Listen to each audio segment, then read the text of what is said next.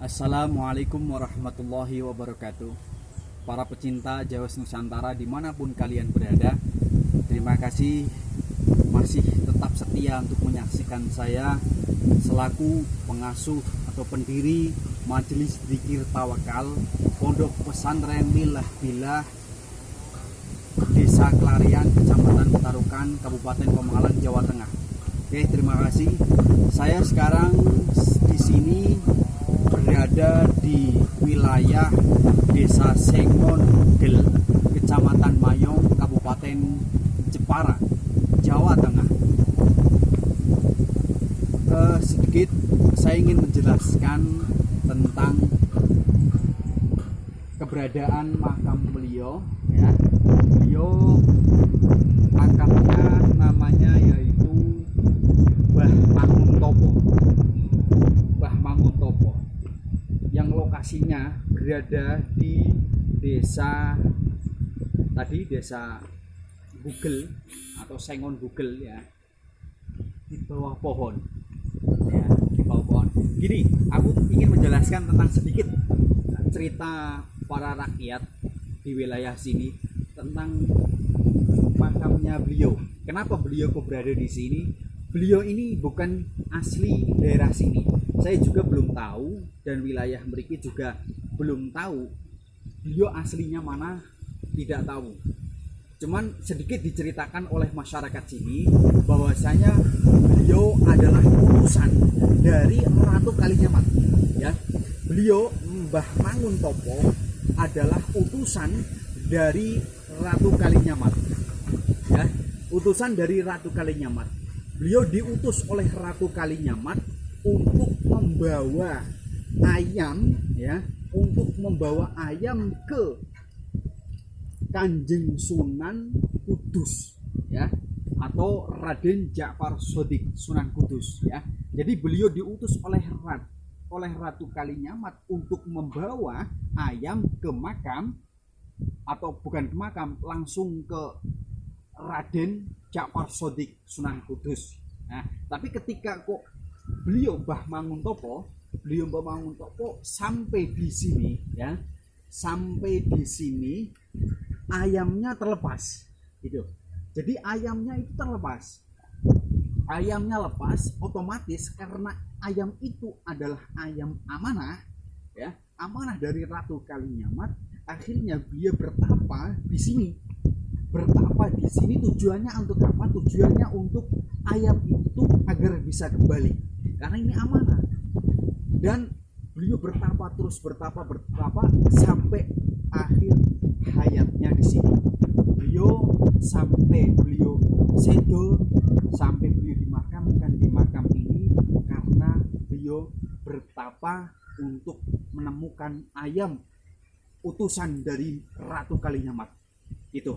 Jadi sudah bertahun-tahun di sini, dan terkenalnya makam di sini itu terkenalnya untuk disalahgunakan untuk bertapa oleh para dukun-dukun. Tujuannya untuk apa? Untuk kesaktian. Karena beliau memiliki minyak itu dioleskan, itu bisa menjadi orang itu ampuh dari apapun. Itu beliau. Nah, itu sejarahnya seperti itu. Makanya ayo bisa kita lihat sendiri makamnya beliau.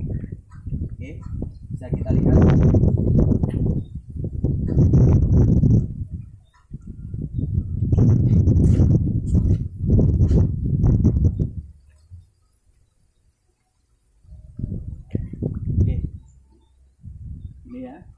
Ini makamnya, bisa didekatkan, oke, biar mereka lihat.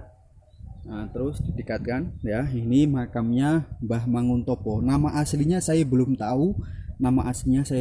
Manguntopo itu julukannya, karena beliau topo akhirnya bertapa di sini. Nah, oke, ini.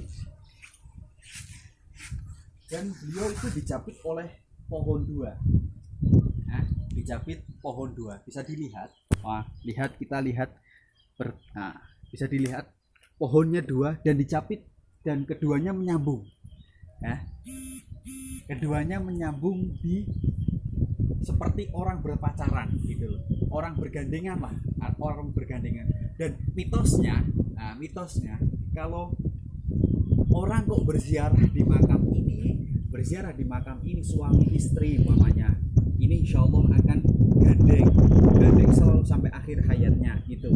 Atau orang pacaran ya, bukan pacaran, nah apa namanya, orang pengen mencari jodoh gitu lah, insya Allah kalau ziarah ke makam ini insya Allah akan mendapatkan, karena simbol ini pohon satu, pohon keduanya menyambung dari situ.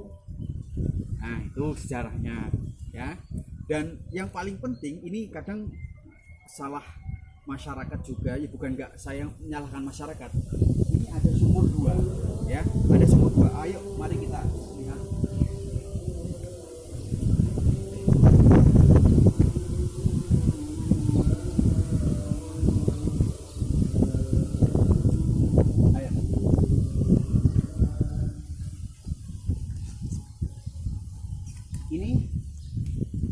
Ini adalah sumur yang di dekat makam, bisa dilihat di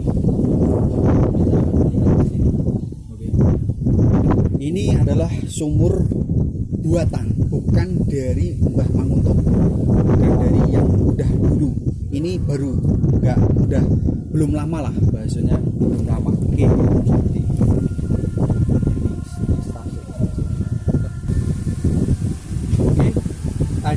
Yang tadi itu sumur buatan, buatan yang mungkin baru kemarin. Tapi ini ada sumur yang sudah digunakan lagi. Padahal sumur ini adalah sumur dari beliau. Jadi di masa beliau Manguntopo itu ada. Oke.